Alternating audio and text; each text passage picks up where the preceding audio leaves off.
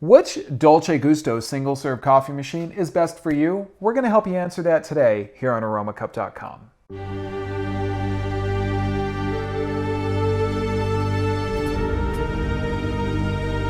Hi everyone, I'm Brian with Aromacup.com. Thank you as always for joining me here in my virtual coffee shop brought to you by Aromacup.com.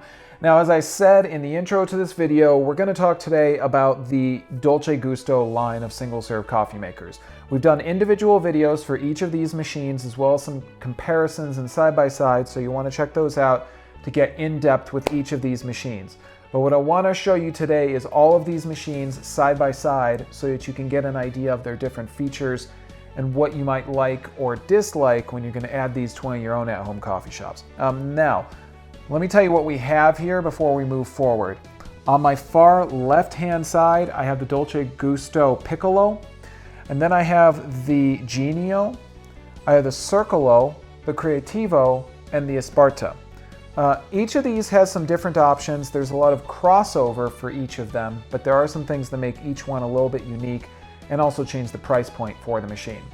So let's dive in, and we're going to talk about each of the different components of these machines just very quickly. Starting with the tray, because that's one thing that does really matter on all these machines, we'll just talk real quickly. The tray on each of these machines is adjustable. The tray can be removed, it can be moved up into a higher location to reduce spillage and overspray, things like that, from a cup that you're brewing into if you're brewing into a smaller cup. Pretty straightforward tray on each of these machines.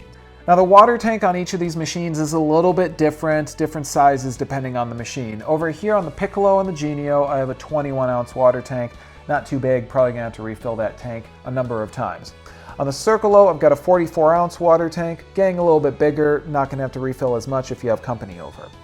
There is a 50-ounce water tank on the Creativa. That's pretty good, you're gonna have to refill that even less. And on the Esperta, you're looking at a 60-ounce water tank.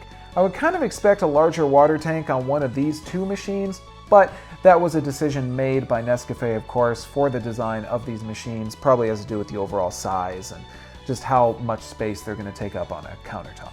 The brewing functions on each of these machines is mostly the same, with the exception of some differences on the Piccolo and the Creativa. All of them utilize Dolce Gusto pods. A Dolce Gusto pod is specific to the Dolce Gusto line, and that Dolce Gusto pod simply sits in the pod tray that you're going to find on one of these machines. Place your Dolce Gusto pod, pop it into your machine, close up this lever on the top of any of these machines, and you're ready to start brewing. Now, I did mention that things are a little bit different for brewing on the Creativa and the Piccolo machines. And that is because on the Piccolo, brewing is actually done by utilizing this lever, which you flip left or right in order to choose the water type that you want to brew into the machine, and it's not automatic. You choose when to stop the brewing. Over here on the Creativa, you're looking at a very automatic way of brewing, which is essentially placing the pod, selecting, using this scroll wheel on the top of the machine to look at this little LCD screen, choosing the beverage that you're going to brew, hitting the OK button, and you're going to start brewing.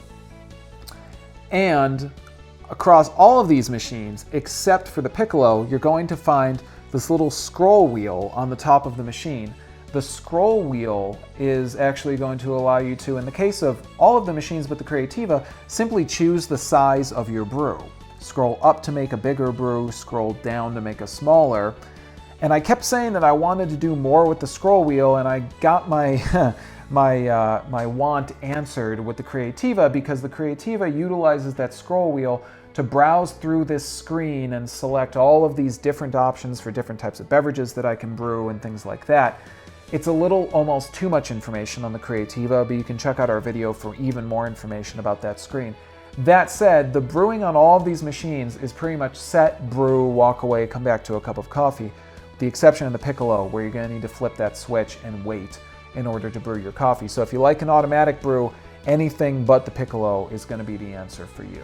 Let's talk about pricing on all of these machines, and we'll start at the high end and move to the low end. The Creativa comes in at about $199, and then you're going to move over to the Circolo, which is $179. Then you have the Esperta, which is going to be $149. Then you're going to move over to the Genio, which is going to run you about $129. And then finally you have the Piccolo, which comes in at the very low end side of starting at $39. So that's quite a jump, as you can see. There's a pretty big difference between the Piccolo and the machines that come above it, however, and you can see that the feature set evolves a little bit as you go up to each of these machines. What's the bottom line when it comes to the Dolce Gusto line of single-serve coffee machines? Well, the bottom line is that if you like a coffee machine, a single-serve machine that is very unique looking and going to blow people's minds a little bit when they come into your kitchen, your at-home coffee shop, your office, whatever that may be, a Dolce Gusto machine is probably going to be, first of all, a cool answer to that, because as you can see, they look very unique. They're very cool looking. They don't look like other single-serve machines that I've seen on the market. They make a great cup of coffee and they make it very, very fast. Some of them don't give you that really quick and easy option of just pressing a button and walking away and coming back to a cup of coffee. That's the Piccolo. After that, all of these machines really just allow you to select what you want to brew, hit brew, and get a cup of coffee. The price point on all of these I think is pretty good, because with the high end being $199, I've still seen single serve machines that go way above the $199 mark and don't have a whole lot of options, because there are a lot of different Dolce Gusto pods that you have a choice of. You can make hot drinks, you can make cold drinks, specialty drinks, things like that. So you do get a lot of different choices with the Dolce Gusto line. I think it's a pretty cool offering. I think if you want something that's, you know, very specific for you, you want to be picky about your design for your single serve machine, Dolce Gusto is it. That said, I think that the Esperta is sort of an office kind of family machine. The Creativa is if you're kind of a creative, quirky kind of type. The Circolo, I think if you're a Star Trek fan, honestly.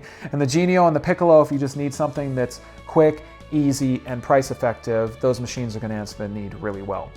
So there you go, guys. As I say, we have video overviews of each of these machines, so you can check out all those on the links right here just off of our video. If you have questions, comments, or you're interested in finding out more about these machines, leave a comment in the comment section on this video, or visit me on Aromacup.com, where we can talk coffee 24/7. As always, guys, I'm Brian, coming to you from my virtual coffee shop, brought to you by Aromacup.com. I want to thank you for joining me. I'm going to ask you to enjoy your cup, take care, and I'll see you next time.